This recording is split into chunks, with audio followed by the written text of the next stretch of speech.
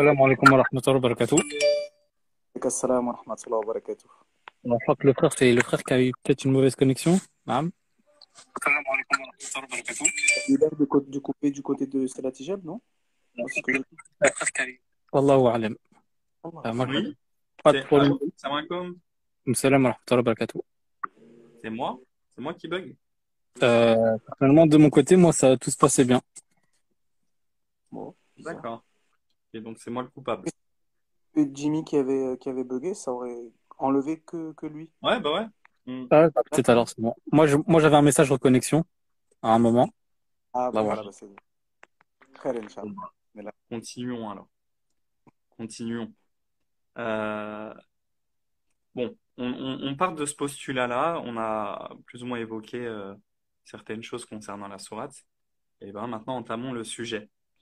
Cette sourate, donc la sourate du temps, Al-Asr, Allah Azza wa Jal commence par jurer par le temps. Wal-Asr. Vous savez tous que le serviteur, donc nous, êtres humains, il nous est interdit de jurer par autre qu'Allah Azza wa Jal. Wa illa amilna kufran. Si nous le faisons, nous aurons certes euh, agi d'un acte de mécréance. Je dis bien agi d'un acte de mécréance et pas nous aurions mécru.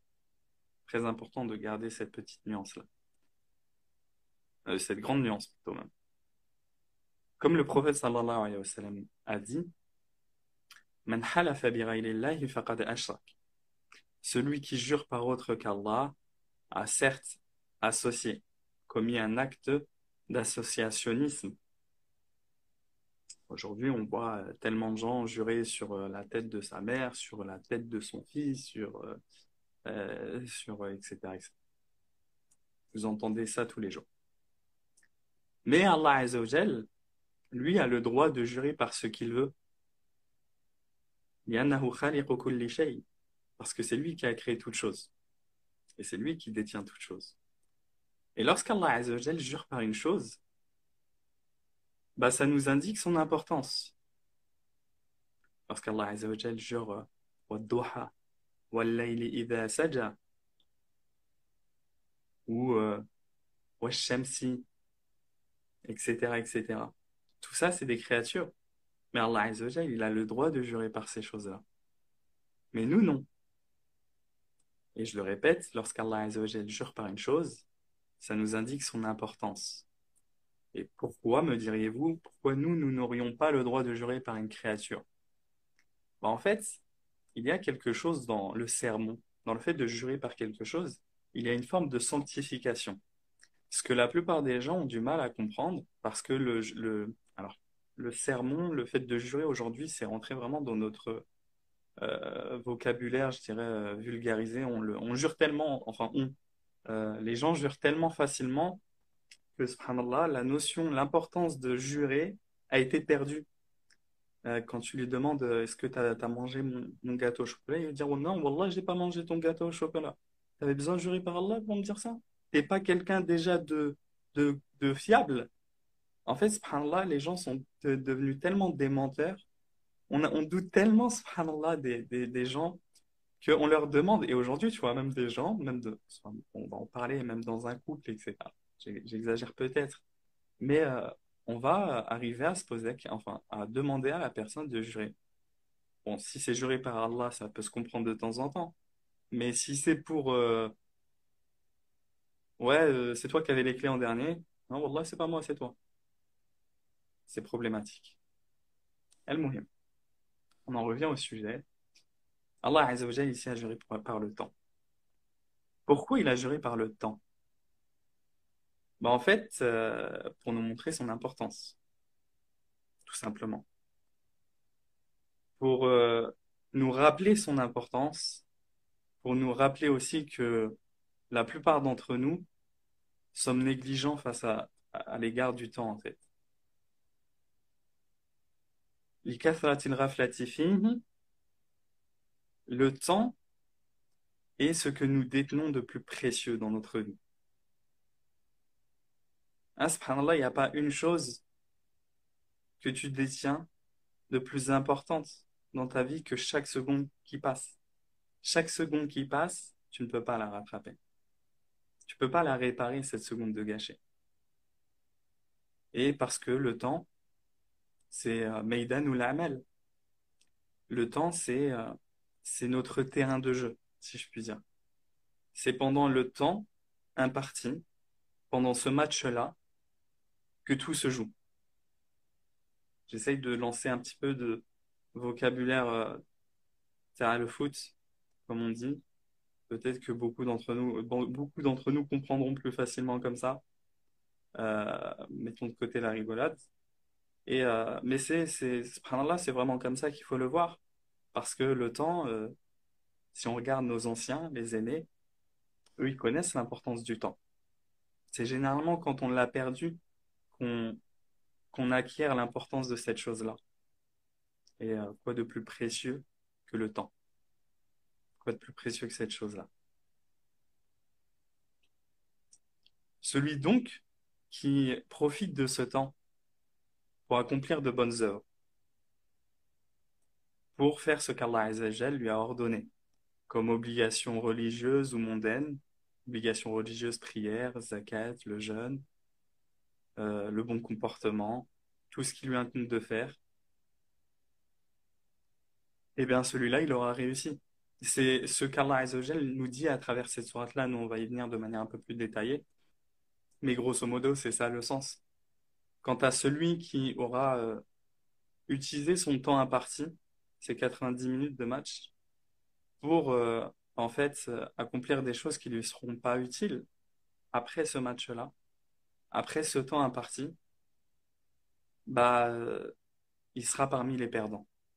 Et c'est ce qu'Allah Azza wa Jal nous dit à travers cette sourate-là. Et là, on n'a même pas encore commencé vraiment alors, à citer justement les, les causes de notre salut. Parce que cette sourate, c'est justement ça qu'elle vient citer. C'est l'importance du temps, lorsqu'Allah Azza wa Jal jure par le temps. Il veut nous rappeler son importance, le fait que beaucoup d'entre nous négligent son importance. Et Allah Azza wa Jal va nous donner 4 attributs, 4 causes de notre salut. Après avoir juré par le temps, Allah Azza wa Jal nous rappelle un fait. Il nous dit Innal insana lafi khusr. L'homme est certes dans la perdition. Fahuwa al-ins munramis. Il est immergé, il est submergé plutôt. Tamam al-ramas. Il est noyé dans la perdition. Allah Azza wa Jal, il jure que l'homme est dans la perdition, il court vers sa perdition. Notre nature est justement ad-dunya plutôt. Ad-dunya, ce bas monde, aura tendance à nous diriger vers cette perdition-là, qui nous colle à la peau. À part, et là c'est sur le dernier verset, le troisième, qu'on va passer un petit peu de temps.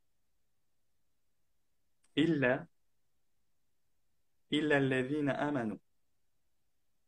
Donc Allah ici nous cite 4 causes qui empêcheront l'homme de se diriger vers cette perdition. La première cause qu'Allah Azza wa Jal nous cite, illa alladhina amanu. Ceux qui ont cru, qui ont eu la foi. Alors chacun de ces points-là, je vais le rappeler, chacun de ces points-là, bien entendu, est lié l'un à l'autre. Et chacun de ces points-là est essentiel pour se préserver de cette perdition. La foi ne suffira pas. Enfin, nous, on va parler plus en détail de la chose. Mais pour vraiment se préserver de cette perdition, il n'y a pas d'autre solution que d'essayer de s'accaparer de ces 4 causes-là, de les comprendre et de les appliquer le plus que possible. Donc la première cause, c'est la foi. Alors la foi en tout ce qu'Allah Azza wa Jal a fait descendre sur son messager comme vérité, comme justice. Parce que toute cette religion, elle n'est que justice. Comme Allah Azza wa Jalla dit, Inna Allah, comme le prophète sallallahu alayhi wa sallam a dit, pardon, Inna Allah kataba al-ihsana ala kulli shay. فإذا ذبحتم فأحسنوا الذبح وإذا قاتلتم فأحسنوا القتلة. Allah a certes décrété la justice, la bonté, la bienveillance dans toute chose. Dès lors que vous voudriez égorger, pour manger, pour sacrifier, eh bien faites-le de la meilleure des manières. Et dès lors que vous viendrez à vous combattre, alors combattez de la meilleure des façons, sans injustice, sans vice, sans perfidie, sans, en fait, sans répondre à l'injustice par de l'injustice. Et c'est tout ça ce dont cette religion se repose. Si on regarde tous les préceptes de l'islam, tous les préceptes de l'islam, de cette religion, ils sont venus se baser sur ce pilier simple qui est al-ihsan, qui est la bienveillance, la justice. Et celui donc qui ne suit pas cette religion-là, eh bien, en fait, il est injuste. Et en fait, il va être injuste dans sa manière de vivre. Donc, la foi, c'est en fait la foi en tout ce qu'Allah Azza wa Jalla a fait descendre comme étant justement cette vérité, cette religion de justice. Tout ce qui est venu dans cette religion est justice, même si tu as du mal à le concevoir. Si tu étudies réellement les règles de l'islam, jurisprudentielles, euh, Kitabul Had, le chapitre des châtiments, etc., tu verras que tout n'est que justice. L'injustice provient simplement des hommes. Allah Azza wa Jalla nous a envoyé une religion. Si nous l'appliquons, on éradique, nous éradiquions, on pourrait éradiquer, excusez-moi, je vais reprendre là. Si on appliquait réellement les préceptes de l'islam, il n'y aurait plus d'injustice sur terre. Il n'y en aurait pas. Alors la foi, il alladhina amanu, ceux qui ont cru, bah, c'est ceux qui ont cru à ça, à la vérité, la véracité de ce message. Ceux qui ont cru que aussi, hormis cette voie-là, bah, c'est se diriger vers sa perdition.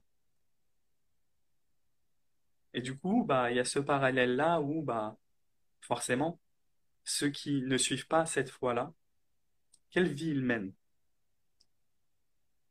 On établit ce parallèle-là. La vie sans la foi, c'est quoi? La vie sans la foi, c'est n'avoir comme objectif bah, que le court terme, en fait.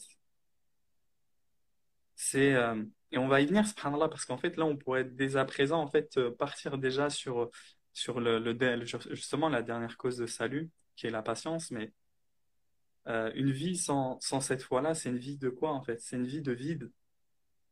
On voit aujourd'hui, subhanallah, la culture du vide. On voit les influenceurs émerger comme ça et nous appeler à du vide total. Dès lors que tu n'appelles pas à cette foi-là, tu appelles à du vide, à quelque chose qui, au final, tu peux prendre peut-être du plaisir, il y a peut-être même du bien substantiel dedans, il y a peut-être une part de bien, parce que de toute façon, il n'y a pas de mal, comme Ibn al-Qayyim, rahimallah, il dit, il n'y a pas de mal absolu et de bien absolu. Mais à part fil Jannah. Mais oui, une vie sans, en fait, sans foi, bah, c'est une vie où tu cours derrière les passions, derrière cette dunya. Et c'est une vie où tu seras jamais assoiffé. Ou plutôt, ta soif ne sera jamais étanchée, pardon. Le prophète sallallahu alayhi wa sallam, d'ailleurs, dit à propos, Man kanat ad-dunya hammahu, farraqa Allahu alayhi amrahu. Plutôt comme ça. Wa ja'ala faqrahu bayna 'aynayhi. Wa lam ya'tihi min ad-dunya illa ma kataba Allahu lahu. Le prophète sallallahu alayhi wa sallam, il dit au sujet de la personne qui a fait de ce bas monde son objectif principal, donc le contraire de la foi, c'est-à-dire qu'il s'est détourné de la vie justement avec la foi. Eh bien, le prophète sallallahu alayhi wa sallam il nous dit Celui qui a fait de ce bas monde sa principale occupation, son principal objectif, sa principale ambition, il ne voit pas plus loin.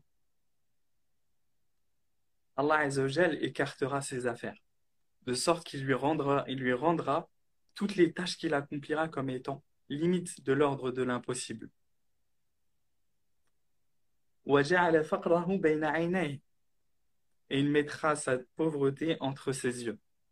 De sorte qu'en fait, quoi qu'il advienne de sa situation, qu'il devienne même millionnaire, qu'il soit même millionnaire, qu'il soit, qu'il ait, je sais pas, qu'il ait le nombre d'épouses qu'il veut ou qu'il ait le nombre d'enfants qu'il veut, qu'il soit toujours dans le takathur.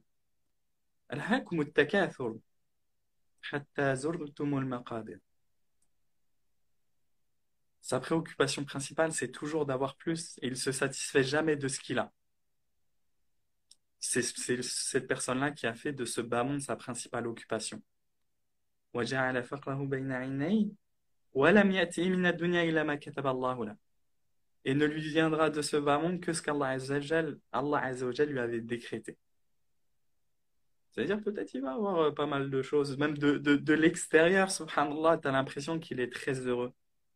Et combien on en voit? Après, on ne sait pas réellement ce qu'il y a dans leur cœur. Mais une vie sans foi, c'est ça en fait. Une vie sans foi, c'est ça. Quand tu vois les influenceurs, Allahumma barik, qui sont à Dubaï, ils sont par-ci, ils sont par-là. Tu les vois, ils ont un yacht, ils ont beaucoup de bienfaits. Est-ce que tu penses que dans leur cœur, ils sont heureux? Allah, on ne peut pas le savoir. On espère pour eux. Mais quand on a une vie qui est loin de la foi, on peut beaucoup en douter. Après, voilà, c'est pas notre occupation de toute façon. Le prophète sallallahu alayhi wa sallam dit ensuite وَمَنْ كَانَتِ الْآخِرَةُ نِيَّتَهُ. Celui dont l'au-delà est sa principale occupation. Peut-être qu'il a des occupations ici-bas, mais ce n'est pas ses principales occupations. Il sait au final qu'un jour, il y aura un terme à tout ça. Et il essaye de voir plus loin. Celui dont l'au-delà est son principal objectif, c'est pas quelqu'un qui est forcément détaché de ce bas monde. C'est pas forcément quelqu'un qui essaye pas d'avoir des affaires qui marchent, mais c'est quelqu'un qui, même dans sa réussite ici-bas, voit son objectif l'au-delà. Tu vois que même ça se trouve, il peut avoir beaucoup d'argent, Allahumma barik, mais son argent, il veut aider les gens avec ça. C'est pas forcément quelqu'un qui passe sa journée dans la mosquée, etc. C'est pas quelqu'un qui est forcément un ascète détaché de ce bas monde, mais c'est quelqu'un qui, malgré ses occupations, se rappelle que tout ça, c'est pas grand-chose. Viendra un jour la vraie vie. Et bien, celui qui a dans sa principale intention, c'est l'au-delà. Jama'a Allahu amrahu. Allah Azza wa Jal, il va réunir ses affaires de sorte que tout ce qu'il va entreprendre, bi'idhnillah, il aura une facilité. Même si ça ne marche pas, il aura une facilité à accepter que ça n'a pas marché. Il aura une facilité à accepter, subhanallah, que ça ne s'est pas passé comme il voulait. Malgré les épreuves qu'il touchera, ce sera plus facile pour lui parce qu'il se dira dans l'au-delà, Inch'Allah. Il y a forcément un bien derrière ça. Il ne sera pas forcément énervé. Il pourra être énervé. Attention, mais on n'a pas tous le même niveau de sabre et toutes les épreuves ne se valent pas. Jama'a Allahu amrahu. Allah Azza wa Jalla, il va réunir ses affaires. Wa ja'ala ghina'ahu fi qalbi. Et il va mettre sa richesse dans son cœur, de sorte qu'il sera satisfait de ce qu'Allah Azza wa Jalla lui a donné. Il remerciera Allah Azza wa Jalla et par sa reconnaissance envers les ni'mas d'Allah Azza wa Jalla, il aura même plus. Wa ja'ala ghina'ahu fi qalbi. Ça, c'est pour celui qui vit avec la foi et celui qui vit sans la foi. C'est, je pense, une image suffisante, subhanallah, pour comprendre l'importance de la foi. Pardon. Petite anecdote, c'est vraiment pour connaître personnellement quelqu'un qui a beaucoup d'argent, millionnaire. Bah, c'est vraiment des gens, subhanallah, quand on n'a pas de cet objectif-là sur le long terme, bah, c'est des gens qui vont toujours chercher un objectif sur le court terme. Bah ouais, bah j'ai réussi ça, j'ai fait ça, bon bah c'est bon, ma, ma soif, elle est pas étanchée, il faut que je passe à autre chose. Et c'est des gens un peu, c'est souvent bah, des gens instables, etc. Fin de l'anecdote. Illa alladhina amanu wa amilu salihat. Et ceux qui ont accompli de bonnes œuvres. Alors, avant même de venir à ce point-là, j'ai peut-être omis de mentionner quelque chose, c'est la définition de la foi. Alors, la définition de la foi, déjà, la foi générale, parce que ici, quand Allah Azza wa Jalla nous parle de illa alladhina amanu, il parle du sens plus restrictif de la foi, qui est justement la foi en tout ce qu'Allah Azza wa Jalla a fait descendre comme étant ce que j'ai cité, la justice, comme étant la vérité, la cause de notre salut, etc. Mais on a une définition plus générale de la foi, mais qui ici n'est pas forcément la définition. Mais les savants donnent la définition de la foi comme étant celle-ci. euh, وَاعْتِقَادٌ بِالْقَلْبِ. C'est une croyance par le cœur. وَقَوْلٌ بِاللِّسَانِ. Une parole avec la langue. وَعَمَلٌ بِالْجَوَارِحِ. Des actes avec le corps, donc avec les membres, la prière, etc. يَزِيدُ بِطَاعَةِ الرَّحْمَنِ. Cette foi-là, elle augmente avec l'obéissance d'Allah. وَيَنْقُصُ بِطَاعَةِ الشَّيْطَانِ. Et elle baisse avec l'obéissance à Shaitan. Ça, c'est la définition de la foi générale. Et en fait, bah, cette définition de la foi générale, elle englobe les actes et les paroles. Sauf que là, du coup, dans le verset, ce qui est voulu par la foi ici, vu qu'après les actes sont mentionnés, c'est le sens plus restrictif, ce qu'on a cité tout à l'heure. Je mets une parenthèse à tout ça. Il est الذين آمنوا وعملوا الصالحات, ceux qui ont accompli de bonnes œuvres, des œuvres pieuses. Euh, Posons-nous la question de c'est quoi ces œuvres pieuses? En fait, si on se rappelle de ce qu'on a cité précédemment, bah, le fait de croire en tout ce qu'Allah Azza wa Jalla a fait, ce qu'Allah Azza wa Jalla a fait descendre est vérité et justice, bah, c'est ceux qui vont appliquer ce dont ils ont eu la foi. En fait. Si tu as véritablement la foi en fait que cette religion est justice et vérité et la cause de, de, de, de la disparition de toute corruption sur terre, eh ben forcément tu voudras la mettre en application. Comment le voudrais-tu pas?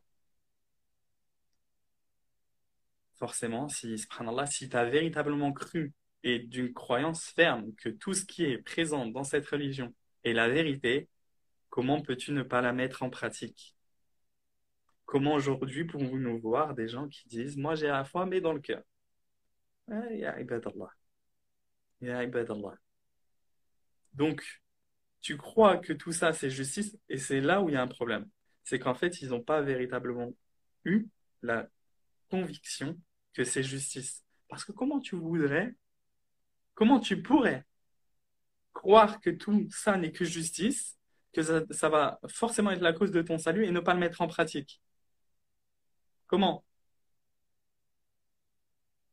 Qui fait? Tu peux pas. Donc c'est forcément qu'il y a un manque d'honnêteté dans cette parole-là ou qu'il y a un manque de compréhension dans cette foi-là. Et les œuvres, la foi ne peut pas être correcte, et on le voit là dans cette explication. La foi, elle n'est pas correcte si tu mets pas en application ces choses-là. Elle n'est pas correcte, elle est pas complète. Elle est même pas, elle est très manquante même. Ça suffit pas du tout. Parce que ça veut dire que si tu n'appliques pas, si tu n'accomplis pas des œuvres pieuses, c'est-à-dire enfin, tu essayes de mettre en pratique les enseignements, les préceptes de cette religion, bah, t'es pas véridique dans ta foi. T'es pas véridique dans ta foi.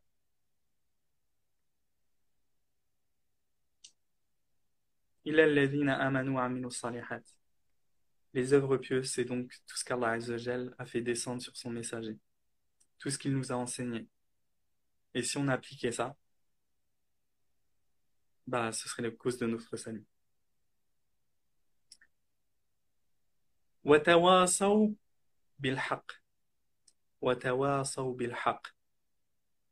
Ils se sont enjoints la vérité. Là, on arrive aux parties les plus, les plus, euh, les plus denses à expliquer, je dirais. Parce qu'on pourrait y rester très très longtemps sur ces deux parties-là.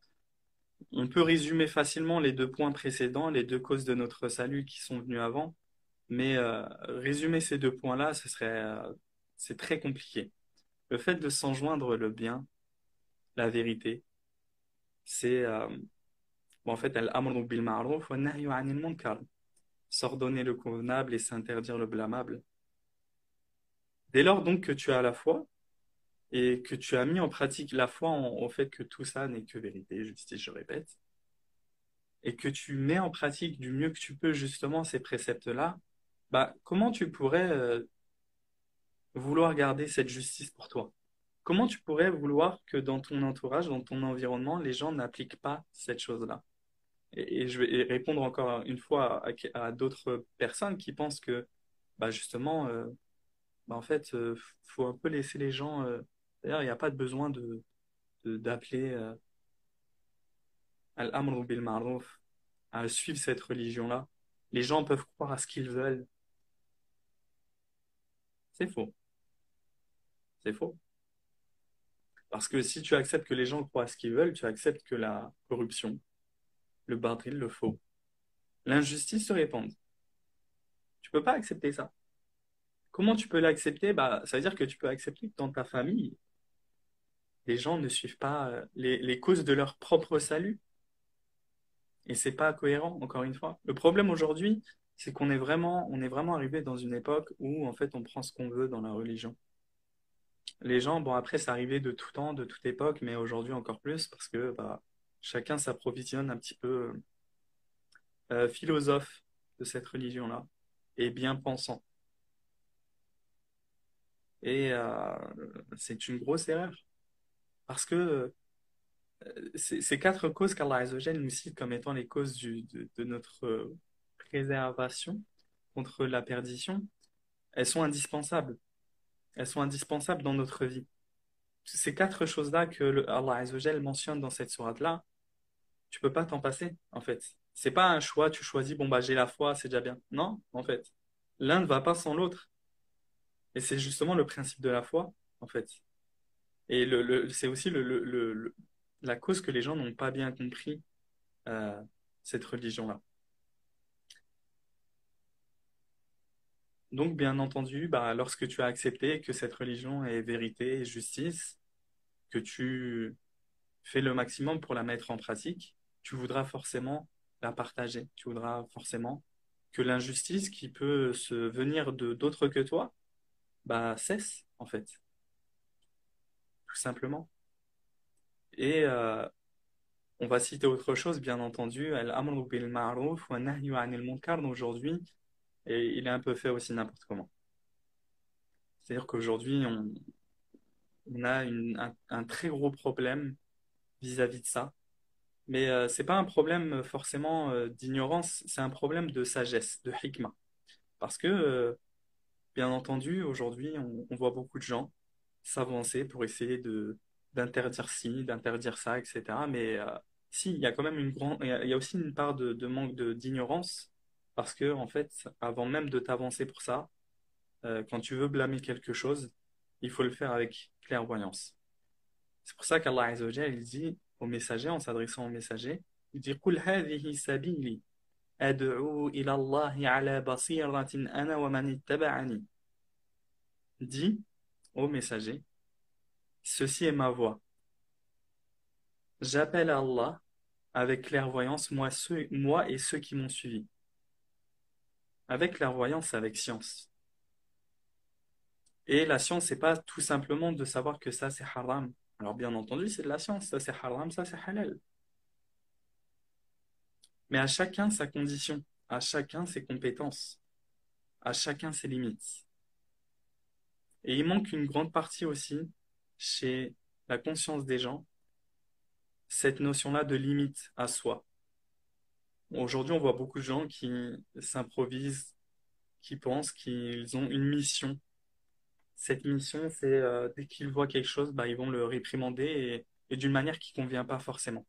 L'islam se base, l'islam, encore une fois, si tu avais compris, si on nous comprenions, je vais m'introduire dedans, bien entendu, si nous comprenions véritablement le sens de l'islam, que c'est une religion de justice, de vérité, on prendrait soin, avant de faire quoi que ce soit, d'établir justement cette notion de justice et de vérité. Certes, tu veux que les gens y suivent cette vérité-là, mais tu dois les appeler avec clairvoyance, avec justice. Tu dois tu dois agir avec justice avec les gens. Le fait qu'aujourd'hui tu as atteint le niveau que tu as de d'ascétisme, de pratique, aujourd'hui tu fais la prière, avant tu la faisais pas. Aujourd'hui tu portes le hijab, avant tu le portais pas. Aujourd'hui tu fumes plus, mais avant tu fumais. Et faut bien comprendre que tu as pris du temps pour arriver à ce cheminement-là. Ça t'a pris du temps. Alors, tout comme toi, il t'a fallu du temps, il t'a fallu l'éclaircissement de la vérité, et c'est pas ta vérité à toi, c'est la vérité comme elle l'est. Il faut prendre conscience que ordonner le bien et interdire le mal, c'est pas si facile que ça. Et c'est là où il y a une grande partie de choses qui sont très compliquées à comprendre, très compliquées à concevoir, c'est que déjà la sagesse, on peut avoir des avis différents sur une question. Quand je parle d'avis différents, je parle pas d'avis juridique, je parle de une situation. On a le droit d'avoir une divergence d'opinion sur une décision qu'il fallait prendre. À l'époque du prophète sallallahu alayhi wa sallam, les compagnons ont divergé sur certaines, même le prophète sallallahu alayhi wa sallam a demandé l'avis de ses compagnons euh, quant à la décision, une décision finale, comme les batailles, comme le fait d'avoir combattu al-Mushrikin euh, lors de la bataille d'Uhud ou de l'Ahzab, etc. Le prophète sallallahu alayhi wa sallam lui-même mis, euh, a plutôt mis son avis, il a exposé son avis, il a pris l'avis de ses compagnons. Et si le prophète sallallahu alayhi wa sallam a agi de cette sorte-là, comment aujourd'hui on peut penser que parce qu'on a appris, parce qu'on sait que cette chose-là est mal, donc il faut forcément agir de cette façon-là. C'est très compliqué, ça peut être très compliqué. C'est-à-dire, j'espère que je suis compris par la majeure partie d'entre vous, mais cette chose-là, cette notion de hikmah, lorsqu'on appelle au bien et qu'on veut interdire le blâmable, euh, alors on connaît presque tous ce hadith où le prophète sallallahu alayhi wa sallam, il nous parle de celui qui, lorsqu'il voit un mal, il l'arrête, celui qui a le plus haut degré de foi, bah, il l'arrête avec la main. Et s'il ne peut pas, fabi lisanihi, alors avec sa langue. Et s'il ne peut pas, fabi qalbi. En fait, ce hadith-là, au-delà du fait qu'il nous montre justement que on peut interdire le blâmable de degrés différents, il nous montre aussi qu'il y a différentes attitudes à avoir à l'égard du blâmable. Aujourd'hui, tu peux pas arriver dans une mosquée où personne ne te connaît, personne, tu es un inconnu. Personne ne te connaît, tu entres dans la mosquée et tu vois quelqu'un faire quelque chose de blâmable, une innovation, et tu te lèves et tu dis ah, bid'a. En fait, ce que je veux dire par là, c'est que cette hikmah-là, cette sagesse, elle est très importante à partir du moment où tu veux interdire le blâmable et ordonner le convenable. Parce qu'en fait, sinon, tu vas faire plus de mal que de bien. C'est pour ça là que Omar ibn Abdelaziz, il disait Man da'a ila Allah bi ghayri ilmin faqad afsada akthar mimma aslah. Celui qui a appelé à Allah Azza wa Jal sans science, il a fait plus de mal que de bien. Il a fait plus de tort, d'injustice que de choses bonnes. Donc, soyons conscients que le fait d'appeler à Allah Azza wa Jal, il faut vraiment prendre des pincettes, il faut vraiment le silence, il a jamais été punitif en fait. Beaucoup de gens ont peur de rester dans le silence parce justement, ils s'accaparent d'une mission comme la suivante. Si je me tais, j'aurai un péché. Mais si tu parles et que tu causes plus d'injustice en parlant, que tu te lèves et que tu dis vous êtes que des innovateurs, on l'a vu, on l'a vécu, on l'a tchouf, on l'a vu, subhanallah. Des gens qui se lèvent, qui ont un caractère fort. Mashallah, ils veulent ressembler à Omar ibn al-Khattab. Omar ibn al-Khattab, il avait de la vraie science. Il avait un statut. Il était connu. C'est pour ça qu'il s'est permis des choses que d'autres ne se permettaient pas. C'est très important. Ce point-là, il est très, très important. At-tawasi bil-haq, c'est aussi dans une amitié, dans une relation, savoir s'entendre, se corriger avec bienveillance. Très important. Sans, sans injustice, sans faire preuve d'injustice. Aujourd'hui, dans les relations, mais je veux dire dans les couples, mais même pas besoin en fait, dans les relations. Après, je dis ça parce que moi, je suis pas forcément comme ça, mais on voit beaucoup de déchirures aujourd'hui dans les relations amicales, familiales, même familiales, subhanallah. Combien de personnes se sont séparées de leur famille, donc ils se sont mis à pratiquer la sunna, je parle de ce cas-là, se sont mis à être plus pratiquants que leur propre famille, et bah justement, ils n'ont pas su faire preuve de compréhension. Ils n'ont pas su faire preuve de... Ça arrive à tout le monde. Ça arrive à tout le monde, de toute façon, cette phase-là où en fait, on ne sait pas véritablement ce qu'on doit faire. On a aussi de l'autre côté, c'est aussi de la faute de l'autre partie. Moi, je parle pour le cas, par exemple, de certaines familles, converties ou pas converties. Euh, Certaines personnes peuvent se heurter justement à une incompréhension. Ils veulent pas imposer justement à leur famille, mais ils veulent vivre leur propre foi en appliquant leurs préceptes, etc., sans forcément être dur envers leur famille, mais leur famille, bah, eux, le prennent comme une imposition à eux-mêmes. Donc, c'est pas forcément toujours de notre faute à nous. De toute façon, on a beaucoup besoin d'expérience pour grandir. Et, mais à tawasi bil haq, le fait de s'enjoindre la vérité de la bonne manière dans une amitié, le fait de se donner le bon conseil de la bonne manière, de ne pas ordonner. Alors, quand on dit ordonner le convenable, al-amru bil ma'ruf wa an-nahyu 'anil munkar, l'interdiction du mal, tu ne peux pas ordonner ou interdire à quelqu'un quelque chose sur une personne sur qui tu n'as pas d'autorité. C'est peut-être un fait aussi important à mentionner, c'est que justement, quand on a mentionné tout à l'heure le hadith où le prophète sallallahu alayhi wa sallam a dit Man ra'a minkum munkaran, celui d'entre vous qui voit un munkar, une chose réprimable, qu'il le réprimande par la main. Ça, c'est le plus haut degré de la foi. Et en fait, c'est aussi, bah, ça nécessite des conditions. Aujourd'hui, tu peux pas aller voir quelqu'un, une femme ou un homme qui ne prie pas, tu ne le connais pas, ou, euh, ou alors il a fait une bêtise, tu peux pas aller arriver, l'attraper avec la main par le cou et lui dire, écoute, tu vas aller prier tout de suite. Tu n'as aucune autorité sur lui. Et quand bien même tu avais une autorité sur lui, serait-il bien sage de le faire? En fait,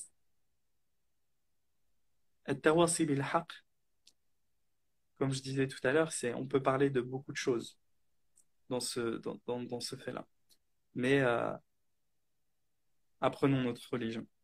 Apprenons notre religion et apprenons-la auprès des personnes qui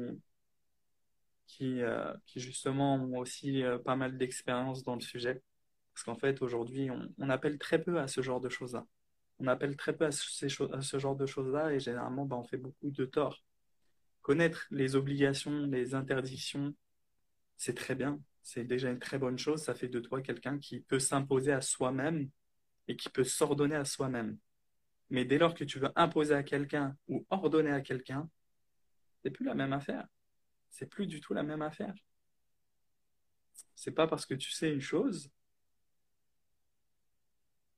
qu'elle est bonne elle est bonne forcément pour la personne.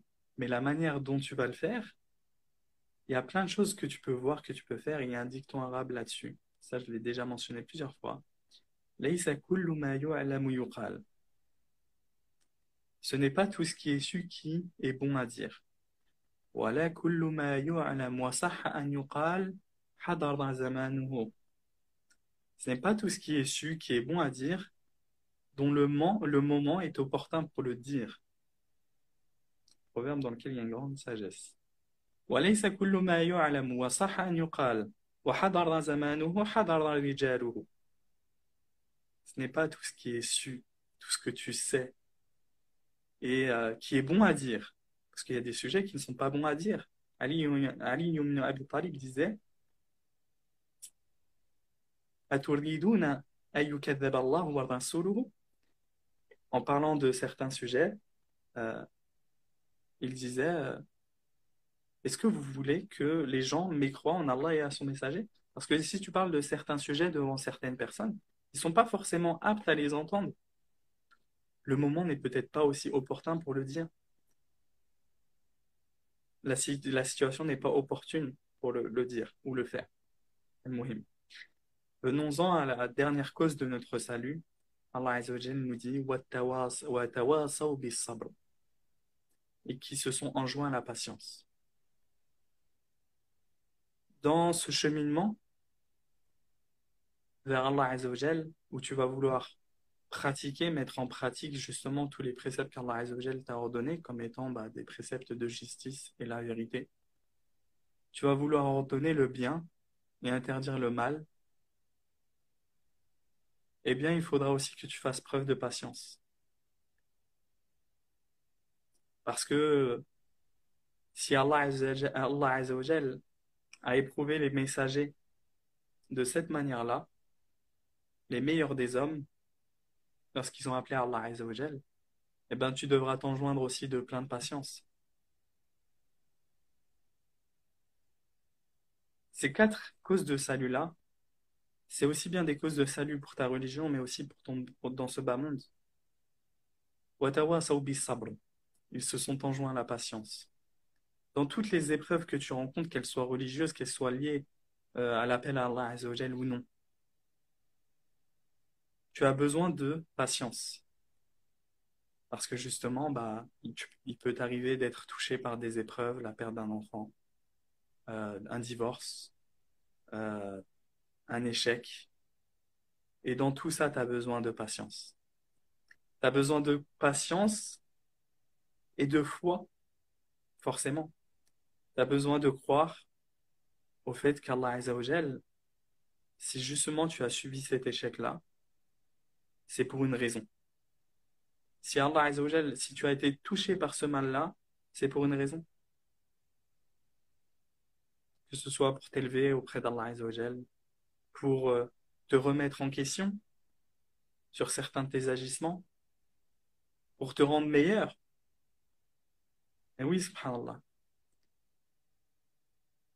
Combien d'entre nous ont été touchés par des épreuves, ils ont perdu, peut-être ils sont devenus handicapés, etc. Ils étaient dans les péchés ou pas. Et Allah Azza wa Jal leur a pris quelque chose de très cher à leur cœur, leur santé, ou, euh, ou bien un être cher, ou bien un divorce ou quoi que ce soit. Et tout ça, tu dois garder en tête que toutes ces épreuves-là, c'est justement ton objectif est l'au-delà. Ton objectif est de vivre selon ces préceptes-là. Eh bien, toutes ces épreuves devront être pour toi une cause pour te mener à devenir meilleur.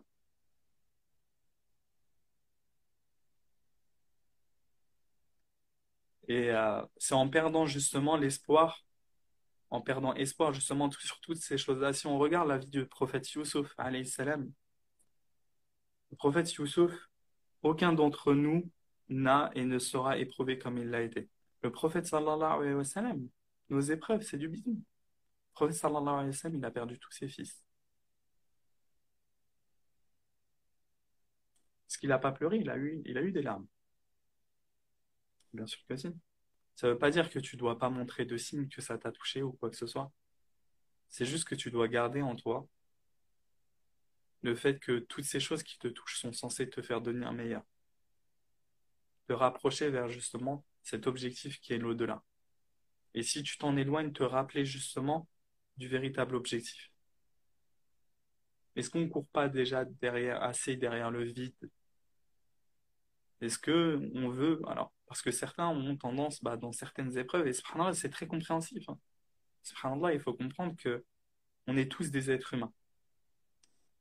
On est tous des êtres humains et les épreuves peuvent parfois nous mettre vraiment à bas.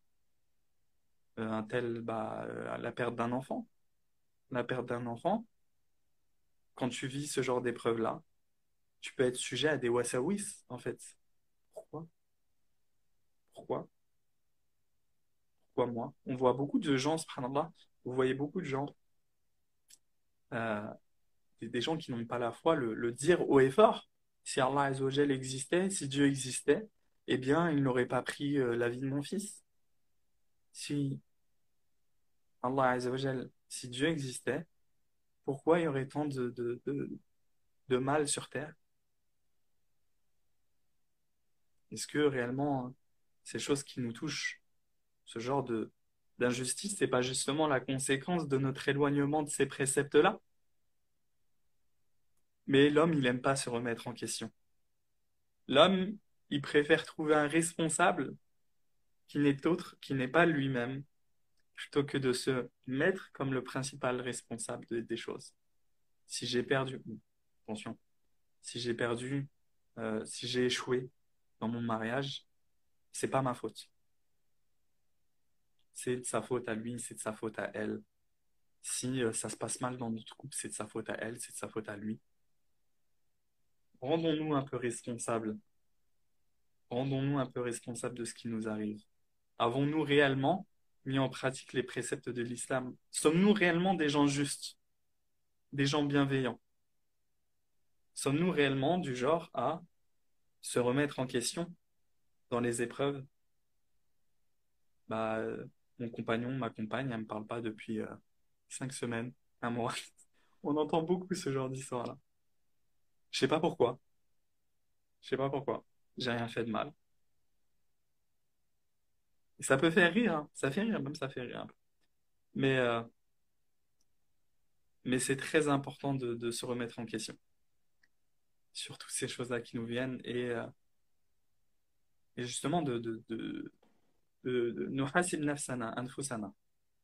On rend des comptes à notre propre âme. Sommes-nous des gens justes? Sommes-nous des gens bienveillants?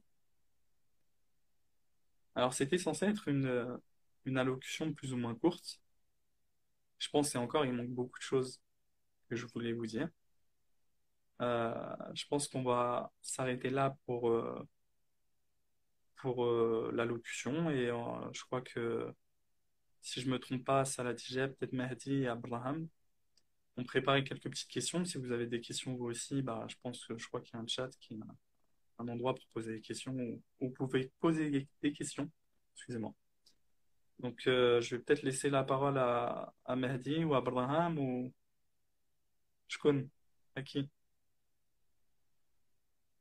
S'ils sont pas déjà en train de Naas. Une petite ambiance comme Non, ça. non, pas du Ils tout. se sont Pas du endormis. tout, pas du tout. Soit les gens, ils, soit les gens, ils se sont endormis. Je ne sais Non, pas. non, pas du tout. Bon, alors, j'ai omis quelque chose. Vous avez quelques petites choses à peut-être à rappeler ou Abraham? Hmm. Non? Je crois Si, si, déjà. j'ai des questions. Vas-y. Hmm. Ah, il y a des questions. Est-ce que le fait de dire ma parole est considéré comme juré? Est-ce que le fait de dire ma parole est considéré comme juré? Bah, c'est une manière de dire ma parole, elle est vraie en fait. Ma parole, elle est véridique ou je sais pas. En fait, j'ai un doute là-dessus. Je peux pas vraiment te dire. Ça dépend peut-être aussi de ton intention, mais voilà, en fait, tu parles de ta parole, de justement. J'ai pas l'impression. Allah alam. On va peut-être demander à quelqu'un. Mais ouais, non, en tout cas, euh, l'expression en elle-même, bah, je vois pas de juron par autre qu'Allah, en fait. De juron, de sermon, le fait de jurer. Salam alaikum, c'est quoi le sujet? Ok. Le sujet. Dans un hadith, si je me trompe pas, 3 enfants morts et on obtient le paradis. Effectivement. Effectivement. Euh, le fait de dire ma foi. Un peu Je d'expressions sais comme ça. pas. Je sais pas. Ce genre d'expression-là, je peux pas vous dire. En soi, si vraiment il y avait une expression dans laquelle il y avait peut-être quelque chose de plus évident, il y a quoi comme expression un petit peu sur laquelle on peut avoir des doutes La par roue rapport? tourne. Hein? La roue tourne, non? C'est pas une Ouais, expression, tu parles? alors la roue tourne, moi j'avais déjà lu à ce propos-là, comme quoi apparemment ça faisait référence à quelque chose, une croyance païenne. Je sais plus c'était de qui, genre il y avait une notion de roue qui tournait, genre qui évoquait le destin. Je sais pas. Même ça, ouais, c'est après ça dépend, tu vois, parce que c'est des expressions. Alors forcément, c'est nous, les Français, on a beaucoup d'expressions. Enfin, notre langue a beaucoup d'expressions qui viennent de beaucoup de croyances un peu païennes, etc. Euh, à voir, à voir. Comment Tiens, t'entends exactement? j'avais une question intéressante, vu que toi, tu as fait ton premier cours aujourd'hui. Ouais, Alhamdulillah. Alors, la question. Tu as parlé de discipline et tu es aussi professeur d'arabe. Peut-on apprendre l'arabe en n'y passant qu'une ou 2 heures par semaine, par exemple? très bonne question. Très très bonne question. Euh, En fait, chacun donne ce qu'il peut. Chacun donne ce qu'il peut comme de son temps. Alors justement, aujourd'hui, l'allocution, ça parlait du temps. Et alors le temps, moi, enfin, je sais véritablement qu'il y a des gens qui sont très occupés. Je pense notamment, subhanallah, à certaines de nos sœurs, mamans, etc., subhanallah, qui ont un quotidien. Nous, des fois, c'est une honte de notre part parce que elles ont un quotidien, subhanallah, même une charge mentale qui est très compliquée. Donc en soi, il faut savoir que l'être humain, euh, ton propre corps, il a des droits, forcément. Et le fait de te surcharger mentalement, te surcharger dans les tâches, etc., bah forcément, il y a un moment où il va y avoir une fracture et tu vas péter un câble, pour être, euh, pour vulgariser la chose. Tu me diras quel est le rapport. Le rapport, c'est que euh, on a tous euh, des, des emplois du temps assez différents. Tu vois. Il y a des gens vraiment qui sont très occupés et peut-être que oui, ils ont du temps libre de temps en temps, mais leur temps libre, bah, en fait, ils sont tellement chargés quotidiennement que bah, s'ils peuvent le passer un petit peu pour se décharger, bah, c'est tant mieux pour eux, tu vois. Le but, Non. c'est surtout, c'est d'apprendre. Moi, je dirais que le but, c'est pas forcément une question de fréquence, forcément. Tu apprendras l'arabe même avec une petite fréquence hebdomadaire, etc. Le but final, Inch'Allah, sera atteint si tu as de la discipline. Même si ça prend plus de temps, et ton chemin est plus long tant que tu es discipliné. C'est-à-dire que euh, tu vas au bout des choses, Inch'Allah, tu arriveras à parler l'arabe, bi'idhnillah azza wa jal. Mais oui, effectivement, la discipline et la constance, et etc., c'est très, très important. Que tu fasses 30 minutes par semaine ou même 10 heures, etc., c'est beaucoup une question de discipline. Et chacun bah, donne de son temps comme il le peut. On n'est pas tous des étudiants, on n'est même pas des étudiants. Parce qu'on n'est Discipline et pas des étudiants. Et la régularité aussi. discipline, hein, la régularité, ouais, ça fait partie de la discipline, je dirais. Bon, on peut les citer indépendamment l'un de l'autre, mais le fait d'être discipliné, c'est en fait, bah, même si t'as pas envie, même si... je vais pas le dire parce que je vais me faire attaquer par mes élèves.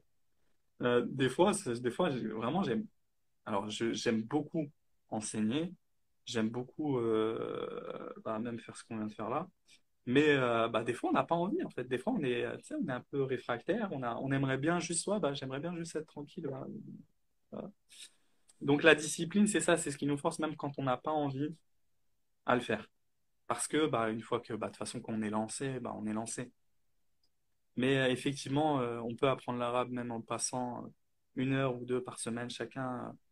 Alors, je sais pas si c'était pour me viser, parce que peut-être mon programme, il est inutile. C'est ça que tu voulais dire, en fait. Parce que je fais que 2 heures. En fait, je viens juste de réfléchir, en fait. Je parle de mon programme, là, de 2 heures par semaine. Euh, mais ouais, non, je dirais que de toute façon, après, chacun met son temps comme il peut. Et puis, euh, moi, personnellement, j'ai programmé enfin, j'ai fait un programme de 2 heures par semaine, mercredi et dimanche, parce que moi-même, déjà, c'est pas mon activité principale. Et j'encourage beaucoup mes étudiants, si jamais bah, ils veulent faire plus, bah, de prendre chez des autres, tu vois. D'où aussi le fait que j'avais fait cette participation un peu pas trop élevée. Et histoire que bah, celui qui a le temps de faire plus de cours, bah, qu'il aille en faire, en fait, qu'il s'expose. Et celui qui a pas trop le temps, bah, il fait ça. Au moins, c'est déjà beaucoup mieux que rien. Alors, même si c'est 30 minutes, même si c'est 10 minutes, c'est peu quand même. Dans la semaine, c'est peu. Mais, euh, mais ouais. Après, là, on parle de cours d'arabe, mais ça peut être même dans la lecture du Coran, etc. Ou même dans ta journée, bah, outre les prières, forcément. Et encore, les prières, on est très négligent par rapport à nos prières, subhanallah, qu'Allah nous réforme. Mais ouais, ne serait-ce que pour la lecture un peu, ce que tu trouves. Le but aussi, c'est vraiment de le faire. Alors, la discipline, c'est important, même quand tu n'as pas envie, mais aussi, c'est de prendre du plaisir. Moi, je dirais qu'il y a vraiment l'aspect prendre du plaisir. Parce qu'une fois que tu es dans les cours d'arabe, même si voilà, c'était dur d'y aller, même moi, c'est moi qui fais les cours et pourtant, des fois, j'aimerais bien ne pas l'être. À l'époque, je vais dire une petite anecdote.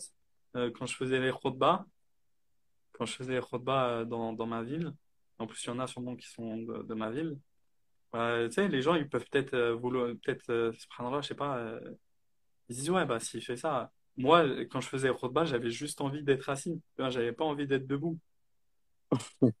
Tu vois, je voulais même, je voulais être quelqu'un de lambda. Et, tu vois, parce qu'en fait, ouais, derrière, même là, je vais pas le dire. Allez, je vais me taire un peu. Vas-y, dis-moi une autre question. Alors, une autre question. Bah, combien tu as mis de temps pour apprendre la langue arabe? Bah, je suis encore en train là. Ouais, mais t'as quand même un bon niveau, non, quand même? Ah, je suis après, bah, tu sais, quand tu reviens en France, etc.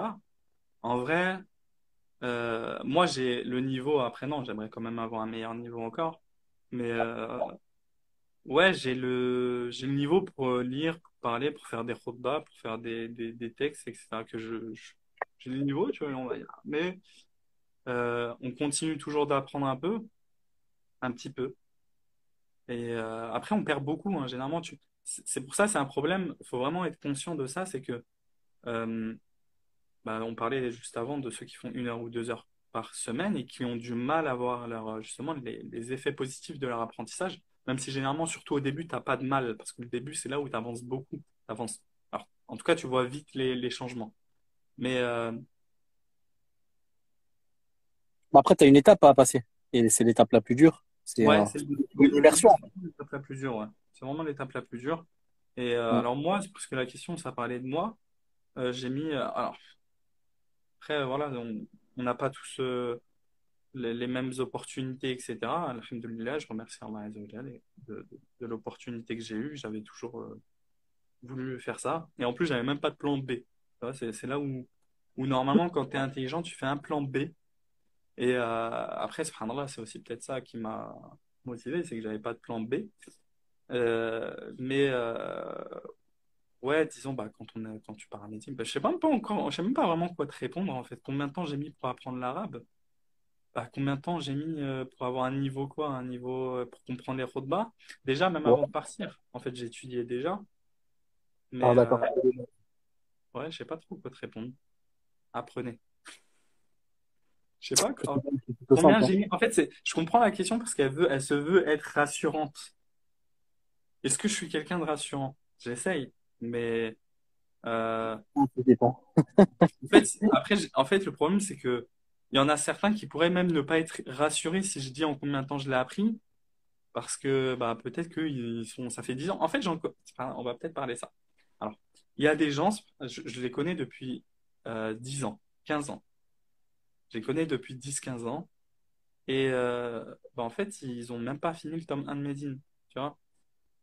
Est-ce que c'est bien de parler de ça? Est-ce que c'est bien? Mais tout est une question bah, vraiment de discipline. Vraiment, c'est une question de discipline, c'est une question d'envie, c'est une question d'opportunité. C'est une question bah, déjà du ni'ma d'Allah. C'est avant tout, c'est une ni'ma d'Allah Azza wa Jal. C'est qu'Allah Azza wa Jal, il faut vraiment faire beaucoup de dua pour qu'Allah Azza wa Jal te facilite l'apprentissage de la langue arabe. Parce que si Allah Azza wa Jal le voulait, et ben même te lasser tes chaussures, tu n'y arriverais pas. Il y a une chose bidon que tu as appris en maternelle, bon, peut-être moi un peu plus tard, mais ouais, subhanallah, ce serait impossible. Et du coup, après, il nous manque beaucoup de méthodes, mais beaucoup de méthodologie. on a un gros problème, c'est aussi la question méthodologique. Les gens, ils veulent tout apprendre en une journée. Et subhanallah, ils font le tome 1 de Médine, ils disent, bon, bah, attends, Oustez, à la fin du tome 1 de Médine, comment ça se fait que je sais toujours pas faire un discours présidentiel en arabe? J'exagère. Mais c'est aussi ça, c'est le fait qu'on manque de patience, en fait. On n'a pas de méthodologie et on veut tout de suite. On est pressé, encore une fois, al-asr, wa al-asr, inna al-insana fi khusr, wa tawasaw bis-sabr, wa tawasaw bis-sabr. Ouais. Voilà, subhanallah, dans Surat al-asr, je rebondis là-dessus, mais c'est des leçons de vie. C'est, subhanallah, les quatre choses, les quatre causes qu'Allah Azza wa Jalla nous cite. On peut en parler des heures, voire des jours. Et c'est des causes vraiment que c'est des leçons de vie. Allah, wallah al-azim, c'est des leçons de vie. Illa alladhina amanu, si t'as pas la foi, ah, subhanallah, regarde les gens qui vivent sans la foi. Regarde les gens qui vivent sans la foi. T'en vis vraiment leur mode de vie. Ceux qui vivent sans pratiquer, t'en vis vraiment leur mode de vie qui est devenu, tu vois, quand t'as la foi, bah en fait, leur mode de vie, il te dégoûte un peu, tu vois. Ouais, mais c'est vrai. Et des fois, bah, quand tu es un peu faible, bah, tu envies un peu leur mode de vie. Tu te dis, attends, c'est pas grave, j'aimerais bien être à Dubaï, moi aussi. Non, je veux pas. Je veux pas. Non, merci. C'est pas, euh, c'est pas enviable. Après, on a tous nos faiblesses, etc. Mais c'est quand vraiment on s'aperçoit de la supercherie. Pourquoi je parle dans des parenthèses comme ça? Je me rappelle plus. Mais du coup, ouais, ouais, j'ai appris l'arabe à Médine, donc immersion. En en immersion, j'avais commencé avant. Déjà, au moins un an avant où je faisais que ça, j'avais arrêté les études supérieures pour me concentrer à ça. Apprentissage du Coran et de l'arabe. Je faisais que ça, en fait. Après, c'est pour ça aussi, c'est vraiment une question d'opportunité. C'est celui qui a le temps, bah, qui profite de son temps. Celui qui n'est pas marié, qui n'a pas d'enfant, qui n'a pas si. Une femme qui est mariée, qui n'a pas d'enfant, qui profite de son temps. Parce qu'une fois qu'elle aura des enfants, bah, c'est pas pareil. Et Ouais. je dirais que la leçon, c'est ça. C'est vraiment d'avoir cette petite conscience que après les choses elles durent pas, les choses ne durent pas. La leçon, on regrette beaucoup. T'as une autre question? Ou une suggestion? Alors, je t'en pose encore une. On va partir sur le thème de ce soir, hein. Alors, hum, quelle forme, quelle forme quelle forme l'entraide peut-elle avoir entre frères ou sœurs dans la vie quotidienne, afin que les abonnés et nous-mêmes puissions mettre en pratique concrètement l'entraide? Hmm. L'entraide. L'entraide, naam. Hmm. L'entraide, subhanallah, c'est quelque chose de très vaste. C'est quelque chose de très très vaste. Tu peux aider ton frère, tu peux aider ta sœur en... Avec un sourire. avec un sourire, Ah, en naam. lui adoucissant une épreuve qu'il a vécue, en étant empathique envers lui. On manque beaucoup d'empathie. Moi, je le vois beaucoup. Subhanallah. Déjà, après, un phénomène que j'ai beaucoup vécu et que j'ai beaucoup vu. C'est aujourd'hui, les gens ils s'intéressent très peu à la communication. Les gens s'intéressent très peu à la communication, aux sentiments, au relationnel, à Parce que l'émotion. tout va vite et il y a les réseaux sociaux, en fait. Ouais. Ouais, Forcément. déjà, ça va très vite. Déjà, ça va très vite, hein. Le mal va très très vite. Et le bien va très lentement. Moi, je pense aussi que c'est surtout une absence d'intelligence émotionnelle, d'intelligence sociale qu'on a perdue au fur et à mesure des... Moi, je pense ce manque d'intelligence, on l'a encore plus eu dans les années d'avant. C'est ça. Aujourd'hui, je vais parler d'un truc parce que tu parlais de l'entraide, soit entre amitié ou même dans un foyer conjugal, etc. Aujourd'hui, on a une idée fausse qui est une idée reçue très fausse. Et malheureusement, il y en a beaucoup qui en souffrent. C'est la question du divorce, en fait. Parce qu'aujourd'hui, on a pris comme modèle l'ancienne génération, la génération qui nous a précédés, ou les générations qui nous ont précédés. On les a pris comme des modèles parce que ils sont restés 90 ans ensemble, 60 ans, 70 ans ensemble. Et en fait, on croit que c'est ça le modèle conjugal ou le modèle idéal. Alors que si tu regardes dans les faits, bah, il y a la majeure partie d'entre eux, ils sont restés ensemble alors qu'ils se détruisaient mutuellement. Ils sont restés ensemble alors qu'ils s'enfonçaient l'un et l'autre, plus bactère. On parle souvent de bien choisir son ami intime. Ça, oh là là. On parle beaucoup de ce sujet, choisir le bon compagnon, le bon ami, celui qui va t'enjoindre le bien, celui. Malheureusement, alors, je dirais qu'on surveille assez bien.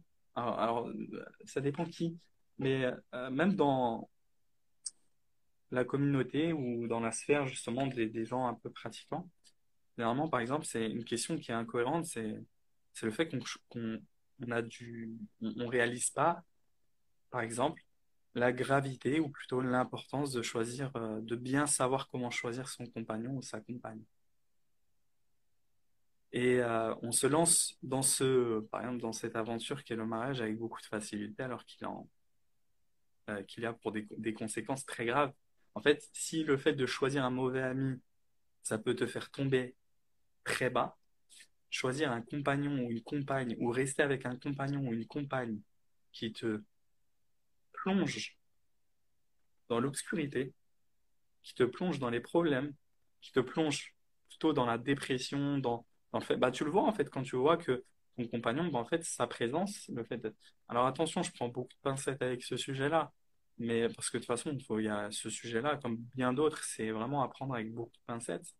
Mais vraiment, le fait d'avoir pris comme modèle social, conjugal, le fait d'avoir vu nos parents pendant 70 ans, alors qu'aujourd'hui, euh, tu vois la maman, elle a tellement subi d'injustice de son mari, que son mari, qui est au bout de sa vie, qui est sur le point de mourir, elle arrive même pas à avoir d'empathie pour lui, alors qu'il a changé. Tu vois, généralement, les anciens, ils se sont beaucoup adoucis avec le temps.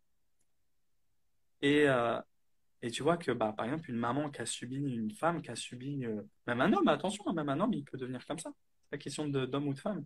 Mais une femme qui a subi beaucoup d'injustice, parce que le modèle conjugal d'avant, c'était, bah, tu arrête famak. C'était ferme ta bouche. Et c'était pas dans la communication. Et ben, tu vois que, bah, arrive à un stade où ils sont peut-être ensemble, là, jusqu'à la mort, jusqu'à ce que peut-être, lui, bientôt, il va bientôt décéder. Et tu vois qu'elle ne peut se retenir de le critiquer, de le rabaisser, de l'humilier, elle n'a pas d'empathie pour lui. Parce que il y a une certaine vengeance qui s'est créée. Alors c'est pas bien, c'est pas bien. C'est explicable, cette haine-là, elle est explicable parce qu'il y a eu plein de choses qui se sont passées entre les deux. Et tu vois que bah je prends le cas parce que c'est quelqu'un, enfin c'est par exemple je connais un peu des papas, des anciens comme ça. Et, et vraiment tu vois bah le père il parle même plus. Et tu vois, bah parce que subhanallah, quand tu es sur le point de quitter ce bas monde et que subhanallah, ta niya, c'est l'au-delà, elle sabre. Tu vois, tu prends même plus personnellement. Subhanallah. C'est beau. Attention, enfin, c'est beau. Voilà, ça fait mal au cœur. Ça fait très, très mal au cœur. Mais prenons conscience d'un truc. Juste peut-être, alors, j'ai tenu à en parler parce que je trouvais que c'était pertinent. Mais l'entraide, par exemple, dans un foyer conjugal, at-tawasi bil haqq, c'est pas le fait de rester toujours avec la personne. C'est pas le fait de je resterai à la vie, à la mort à côté de toi. Inconditionnellement. Il n'y a pas de chose inconditionnelle. Ma présence auprès de toi est conditionnée par un seul fait. Ta bienfaisance, ta bienveillance envers moi. Ta véritable bienveillance envers moi. Ta véritable, je l'ai répété deux fois, je le dis une troisième fois. Ta véritable bienveillance envers moi.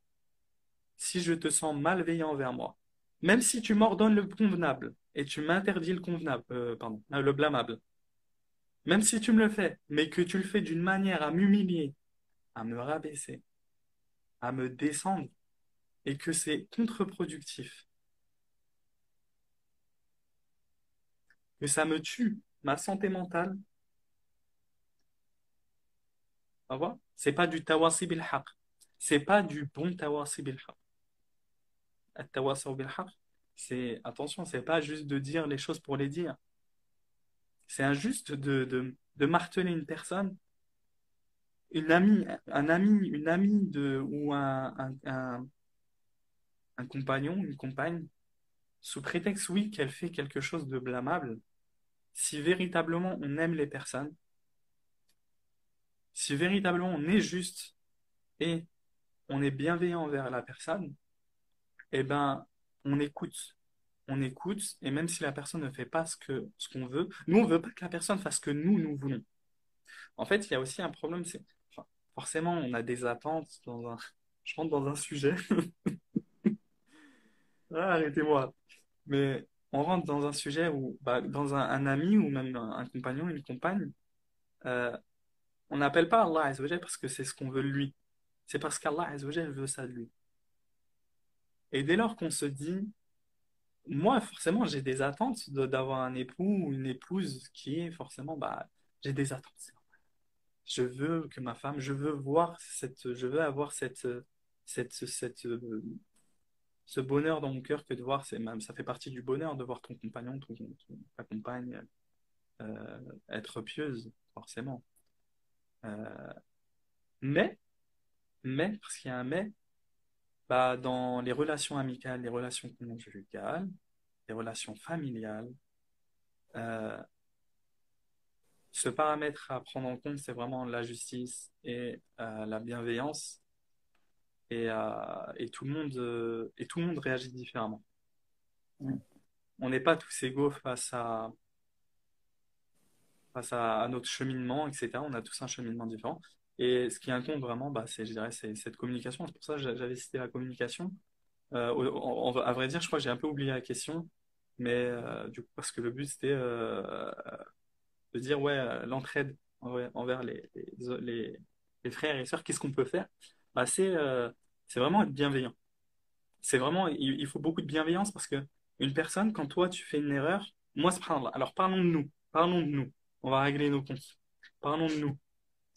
Forcément, quand quelqu'un nous-mêmes, qui avons, on va dire, une certaine connaissance de certaines règles, on a, tu vois, mettons-nous à la place de ça. Essayons de contextualiser les choses en étant nous-mêmes les acteurs.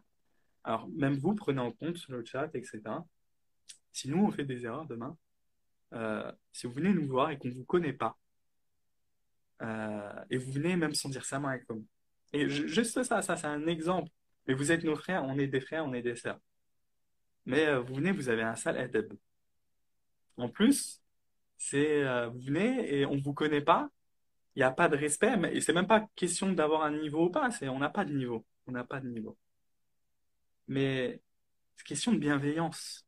Quand tu viens voir quelqu'un pour le conseiller, tu veux pas qu'il suive ton avis à toi, tu veux qu'il suive la vérité. Dès lors que tu as vraiment cette intention que la vérité soit suivie par la personne, tu prendras pas personnellement le fait qu'il soit réticent, ou tu prendras pas personnellement le fait qu'il ait du mal à suivre ton avis.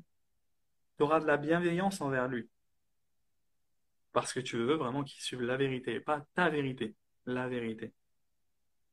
Et si ton but c'est véritablement qu'il l'accepte, tu mettras en place les causes pour qu'il l'accepte. Tout comme toi, si quelqu'un venait à moi, je fais une erreur. Quelqu'un, il vient à moi et il vient d'une mauvaise manière, mais je suis seul. En fait, bon, écoute, je suis entouré. Et c'est ce que j'allais dire aussi, bon, c'est pas important de dire ça, mais oui, non, ça passera pas. Et pourtant, on a des connaissances, même nous, on a des connaissances. Alhamdoulilah, Allah Azza wa Jal nous a permis d'avoir certaines connaissances. Et malgré ça, une personne qui viendra avec un sel adab, bah, on est des humains, en fait. On est des humains, En fait, ça bloquera déjà. Ça bloquera. Et ça, il y a juste à lire un peu dans la sira du prophète sallallahu alayhi wa sallam. C'est pas parce que les associateurs faisaient des choses très graves, ils ont fait des injustices énormes. Le prophète sallallahu alayhi wa sallam n'a jamais répondu par l'injustice, tu vois. Jamais. Jamais par l'injustice. Donc, Bah, ça dépend. regarde par exemple dans les versets où Allah il dit parler correctement à Pharaon, Ouais. à Moussa son frère. Tu vois? Ah ouais. Alors que Ah c'était ouais. la pire créature qui peut exister. T'imagines? Wallah al-azim, c'est un exemple à donner. Il est agib. Il est agib. Il est incroyable. Firaun, la personne la plus sale, une des personnes les plus sales qui puissent exister. Non. Personne, quand tu vas le voir, il est tellement arrogant qu'il est capable de dire Wa ana rabbuka al-a'la. Je suis ton Seigneur les très hauts. T'as déjà vu quelqu'un un mari, un époux, ou une femme, ou une épouse qui t'a dit Moi, je suis ton Seigneur. Mais là, tu tombes pour 20 ans. Ah, bien Mais, sûr. mais subhanallah, dis-toi, ton mari, ton épouse, il y a forcément une question vraiment de caractère qui joue. Tu as le droit d'être écouté, tout comme tu as le droit d'être en. T'as le devoir d'écouter. Tu as le droit d'être écouté, mais tu as le devoir d'écouter aussi. Hmm. Donc, si toi, tu veux qu'on vienne de la bonne manière avec toi, bah, viens avec la bonne manière auprès des gens. Parce que là, Exemple. ouais, C'est la parole d'un savant qui disait ne viens pas vers la personne comme un juge, mais plutôt comme un médecin. ah, subhanallah.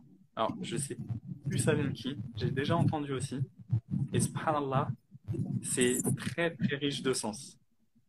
Alors là, quand tu viens vers une personne, en fait, tu le sens quand la personne, elle essaie de. Moi, il y a quelques personnes, alors moi, je vis pas trop ça, tu vois, de toute façon, je suis pas sur Twitter, alhamdoulilah et tout. Mais pour le peu de choses que je vois et Heureusement. tout, alors là, je suis même pas sur Twitter et bon, après, je m'en fiche, je vais même pas prêter attention à ce genre de choses parce que c'est tellement ridicule que c'est tellement de l'injustice que, en plus, c'est tellement des gamineries que je rentrerai pas là-dedans, mais Ouais, ouais, de beaucoup. c'est en fait aujourd'hui on t'accable, enfin on te dit, on t'apprend des choses sur toi-même que tu ne savais pas. On t'apprend des choses sur toi-même que tu ne savais pas. Apparemment, bah ouais, un tel il est comme ça, ainsi, ouais, on t'apprend des choses. Et en fait, subhanallah, euh, faut aussi apprendre quand une personne pense du mal de toi. Alors là, ça fait pas trop mal parce que c'est des gens que tu connais pas. Tu vois, quand c'est quelqu'un que tu connais pas, tu t'en fiches un peu. Quand c'est un époux, quand c'est une amie, quand c'est un ami intime qui va en fait dans une dispute, bah, un peu te juger durement et va mal interpréter ce que tu as fait. Peut-être plus grave que ça ne l'est, ou peut-être même grave alors que ou même comme étant mal alors que c'était pas du tout voulu pour être mal. Et ben en fait, la personne va peut-être être injuste en disant ouais bah écoute, t'as jamais été ci, t'as jamais été ça, t'es toujours comme ça. Et bah déjà, bon, outre le fait que dire des paroles comme toujours ou jamais, c'est à bannir de son langage. C'est vraiment un conseil que je donne à tout le monde, c'est le toujours, le jamais, enlevez-le. Enlevez-le de votre langage quand vous vous adressez à quelqu'un. C'est genre ouais, enfin jamais tu m'écoutes. Enlève jamais. Des fois, je me sens pas écouté. Des fois, je ressens que tu m'écoutes pas. Ça passera plus en fait. Parce que si tu dis jamais tu m'écoutes, ah, attends, pourquoi tu dis jamais? En fait, ça annule tout de suite la communication. Le toujours, tu manques de considération envers moi. Toutes ces choses-là, c'est des paroles à dire. Jamais, toujours. Voilà, retenez ça au moins de cette discussion. Enlevez-le. Ah, non, c'est vrai. C'est une Tu grosse braques moins la injustice. personne. Hmm.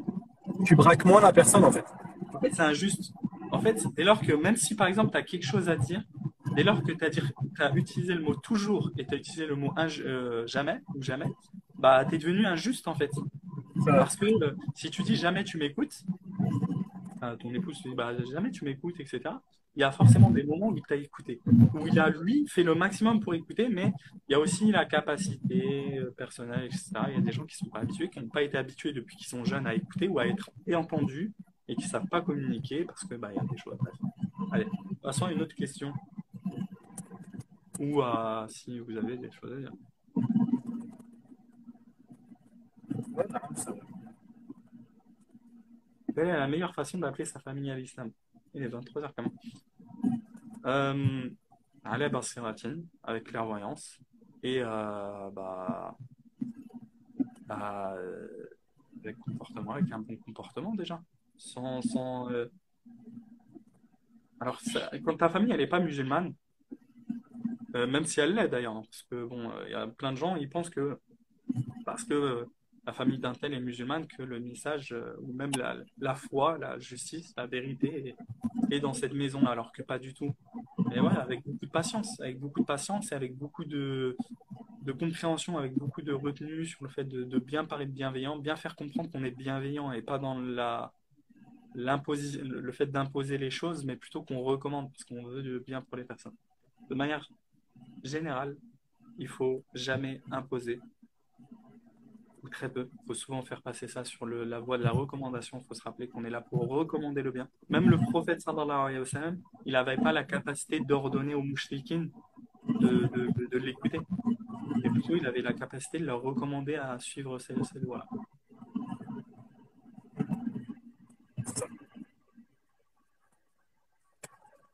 Bon, je crois qu'on va. C'est vous qui arrêtez, hein. C'est vous quand vous voulez.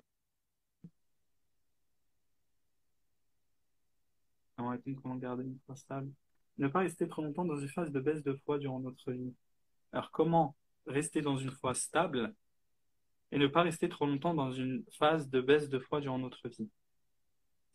La vie, elle est telle que, il y a encore une fois, que un objectif, l'objectif final, que c'est censé toutes ces épreuves qui nous touchent jour après jour, la perte d'un enfant, une séparation, euh, des problèmes judiciaires, quoi que ce soit, c'est censé être des épreuves qui ont pour but de nous rendre meilleurs. Ça, je dirais que c'est peut-être le fait de vraiment faire ce devoir d'introspection-là, de remise en question, ça aide beaucoup. Ça aide beaucoup parce que au final, Shaitan, il va essayer de venir par des chemins où il va nous dire, en fait, pourquoi je suis touché par ces choses-là? Euh, et en fait, le fait de garder espoir, en fait, que, oui, alors j'ai des erreurs. Oui, je suis quelqu'un voilà, qui est imparfait, tout le monde l'est. Mais voilà, il faut que je sois meilleur, il faut que je sois plus fort émotionnellement, religieusement, avant tout. Et il faut que j'essaye de revenir à la justice, de revenir à cette justice, d'être quelqu'un de juste, etc.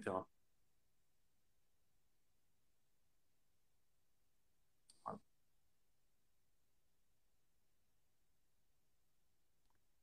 On s'arrête là?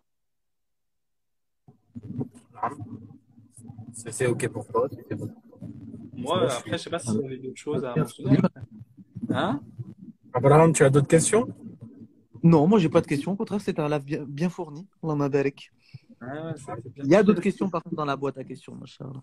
Ah ouais, moi j'ai vu un peu, alors j'ai vu quoi ça me raconte c'était quoi le thème du soir? C'est Ça me raconte, hein? ce qui m'intéressait, bon, qui peut paraître un petit peu classique, mais Ouais. alhamdoulilah. Et assalamu alaikum, comment garder une foi stable et ne pas rester trop Ah, je longtemps viens d'y répondre, dans une... Abraham. Je Ah, viens ok, d'y répondre. excuse-moi. Je viens d'y répondre. J'ai pas dû Ouais, entendre le côté. après, je suis rentré dans les détails, donc. Ah, voilà. Assalamu alaikum. Ouais. Bah, sinon, je pense qu'on a fait le tour alors, effectivement. Ouais, Même si j'avais pas entendu, mais ok. Allah m'abarak. Bon, peut-être à une prochaine fois. Ouais, Inch'Allah, avec plaisir. J'espère qu'on se refera ça. Ouais, Avec Choisir grand un plaisir. Inch'Allah. Barakallahu fikoum de l'invitation. Je fais quoi? Je quitte et je vous laisse conclure. Non, tu peux conclure, hein. Après, de Ok. toute façon, une fois que tu auras conclu, Ok, barakallahu fikoum de votre présence, à vous tous. Euh, N'hésitez pas à envoyer à faire beaucoup de doigts pour nous et pour la communauté. Et à suivre les prochains lives qui sont proposés par Salah Tijab. Inch'Allah. Très bon contenu de leur part. Machallah. Et voilà. Et à faire partie de cette équipe.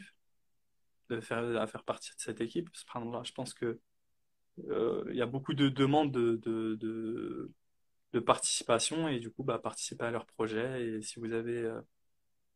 Alors, je vais peut-être terminer sur un truc, on a parlé d'objectifs dans l'au-delà. Euh, Oubliez pas cet objectif principal et tout ce que vous entreprenez ici-bas doit être dans l'objectif de vous diriger vers cet objectif final d'être meilleur. Si un objectif vous dirige vers des choses qui sont pas censées vous faire devenir meilleur, essayez de vous remettre en question sur cet objectif-là. Et puis voilà, barakallahu fikum. Ouais, Naam, t'as totalement raison. سبحانك اللهم وبحمدك أشهد أن لا إله إلا أنت أستغفرك وأتوب إليك السلام عليكم ورحمة الله وبركاته Wa alaykum Salam. salam wa rahmatullahi wa barakatuh.